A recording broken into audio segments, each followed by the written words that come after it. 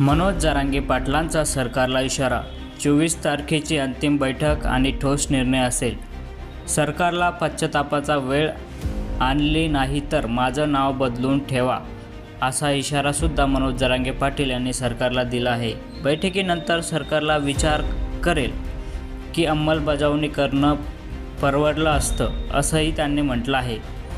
मनोज जरांगे पाटील यांनी सांगितलं की 24 तारखेला आम्ही राज्यातील मराठा समाजाची बैठक लावली आहे. या बैठकीमध्ये आम्ही आमची पुढील दिशा ठरवणार आहे. या बैठकीत सर्व तज्ज्ञ हजर राहणार आहेत. समाजाकडून 2 दिवस तिथे जेवणाची सुद्धा व्यवस्था केली आहे, अशी माहिती मनोज जरांगे पाटील यांनी दिली आहे. 24 मार्चला पुढील दिशा ठरणार.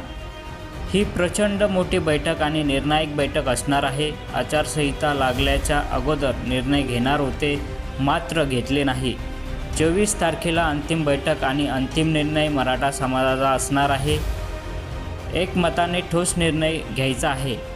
सरकार कायद्याला खेटत असलं तरी आम्ही देखील आता सरकारला कायद्यानेच खेटणार आहोत आणि यावर 24 तारखेला निर्णय होईल. त्यानंतर मनोज जरांगे पाटील यांनी 900 एकरवर भव्य सभा घेणार आहे, असेही म्हटले आहे. 900 एकरमध्ये आमची सभा होणार आहे. ती कुठे घ्यायची त्याचाही निर्णय या बैठकीत ठोस निर्णय झाल्यानंतर सरकारला कळणार आहे की आपण सगळ्या स्वऱ्यांची अंमलबजावणी केली असती तर बरं झालं असतं. आता उलटाच कुटाणा झाला आहे. तुम्हाला नाही पश्चाताप करायला लावलं तर माझं नाव बदलून ठेवीन, असा इशारासुद्धा मनोज जरांगे पाटील यांनी सरकारला दिला आहे.